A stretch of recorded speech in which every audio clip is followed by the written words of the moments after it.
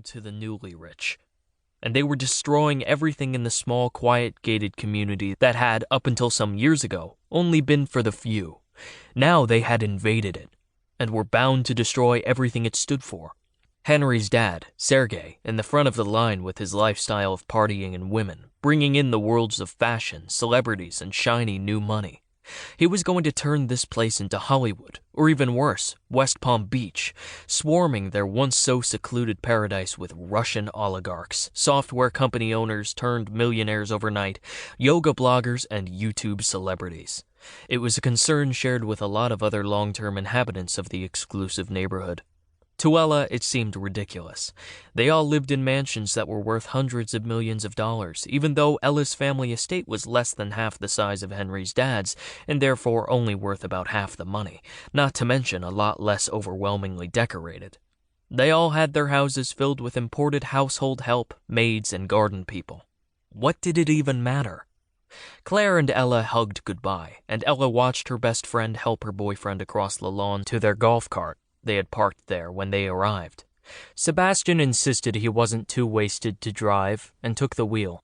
Ella chuckled as she watched him zigzag across the lawn, scaring a flock of 300 peacocks, parrots, and cockatoos that Henry's dad had free-ranging on his property. Henry grabbed Ella's hand and kissed the top of it.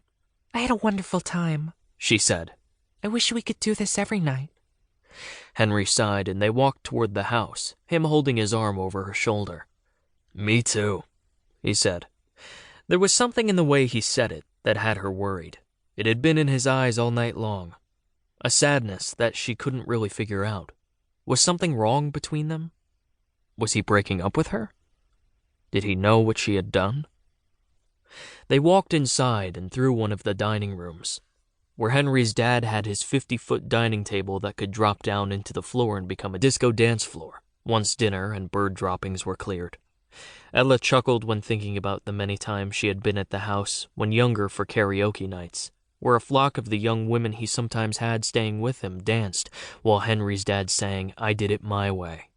She missed those times when their families didn't quarrel, when she could hang out with Henry anytime she wanted. Henry kissed her forehead as they walked through the 30,000-square-foot grand hall with its huge glass ceilings that Henry had once told Ella weighed 100,000 pounds. "Why the forehead and not my lips?" He walked her to the front door and closed it behind him. In the distance, they could hear the party Henry's dad was hosting by the pool at one of the guest houses. It was far enough away for anyone not to be able to see Ella and Henry together. Henry leaned over and finally kissed her properly. He smelled of champagne and ocean. "You could stay," he said. "Sneak out in the morning?" "That's probably not a good idea," she said. "Why not?" he said, disappointed once again. He seemed aggressive in his way of talking to her, more than usual when she refused him. They had been dating for a year now, and Ella hadn't been giving him what he wanted. She held it back. That was what you needed to do with a guy like Henry. He was used to girls throwing themselves at him and giving him everything, so he grew tired of them quickly. Keeping him chasing you was the only way to maintain his interest, but it left him frustrated every time. "Come on," he said and kissed her again. She pushed him away. "Not now, Henry." He kissed her once more, holding her face between his hands so she couldn't move away. "You're drunk," she said. "So what?" he asked. "Since when does that stop you? Since when does anything hold you back from sleeping with anyone?" "What are you talking about?" she said and pushed him away. Henry always got worse when he was drunk, more demanding and entitled. This was the point when she needed to leave. She smiled, then stood on her tiptoes. "You know I don't do drunks," she said, and kissed his soft lips, then walked off, holding her sandals in her hand. Her swimsuit underneath her dress was still wet, and had soaked the dress, keeping her nice and cool in the warm night. Come on," he said. "You can't just leave me hanging like this." But she didn't give him more. Knowing she had to get away from him quickly, she waved casually.